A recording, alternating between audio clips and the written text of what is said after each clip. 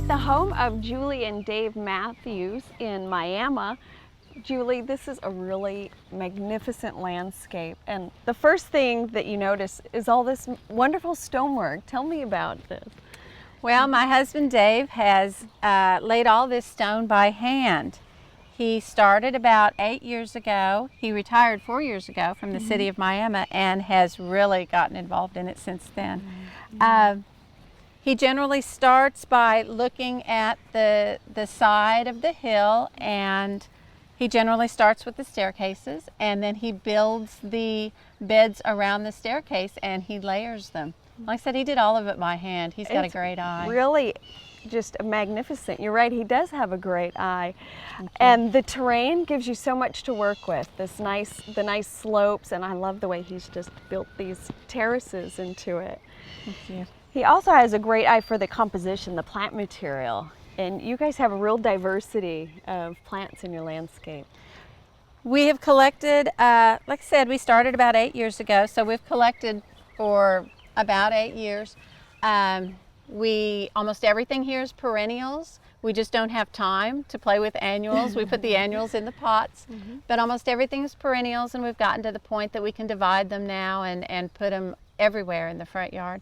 And so now we're down to the thrill of the hunt at all the garden centers. We get to find that strange plant or that Looking really for something new and rare. the outstanding, really bright. So we've had a lot of fun with it. A lot of fun. You have several different rooms built up in here, and I imagine with such a large landscape that can be a little overwhelming, but I think you've done a great job of creating spaces.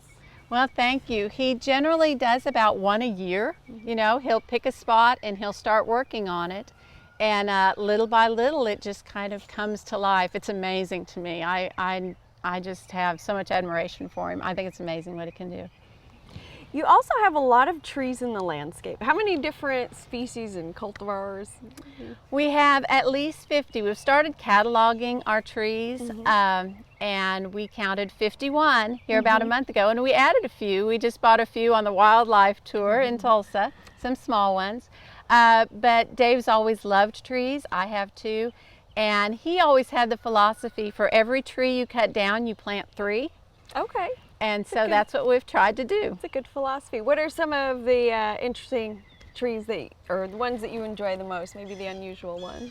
Well, we have a ginkgo. You just have to have a ginkgo. It's up there on the top, and we've been to Muskogee. No, we've been to McAllister and looked at their trees. Yes. Oh my gosh. Nice collection. It's beautiful.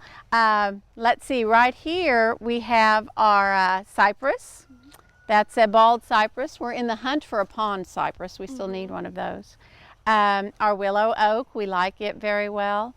Julie, with these large spaces, I feel those trees just really anchor the beds and have done such a nice job of kind of uniting them, giving that structure. Well, thank you.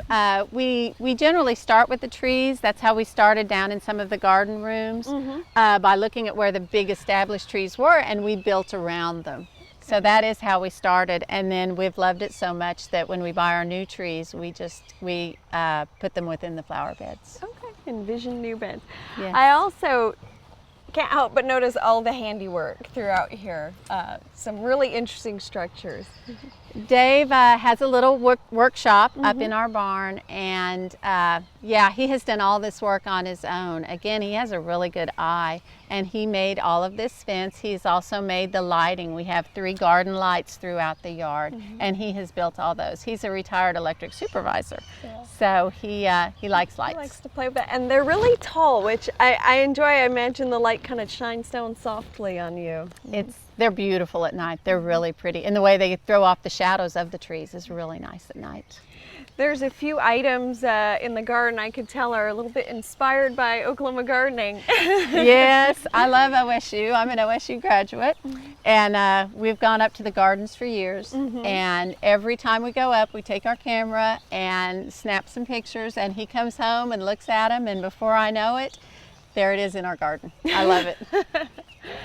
I like all these soft touches. There's just a lot of really interesting little things, and these hanging baskets coming down from the high limbs. I find them somewhat dramatic for a little tiny basket. Really fun. We came up with those. We like hanging baskets. That's about the only place we use annuals. And we've discovered if we put them very much higher, we bump our heads. So as we roll through the front yard, this way at least we know where they are. And we can see them and appreciate Yeah, they're them. at the right level that you can see all the plants in them. That's right. We enjoy them. Another really interesting feature is the feeding trough full of flowers. Tell me about that. That came from our neighbor's pasture, and it actually was washing down a stream that's in the other pasture.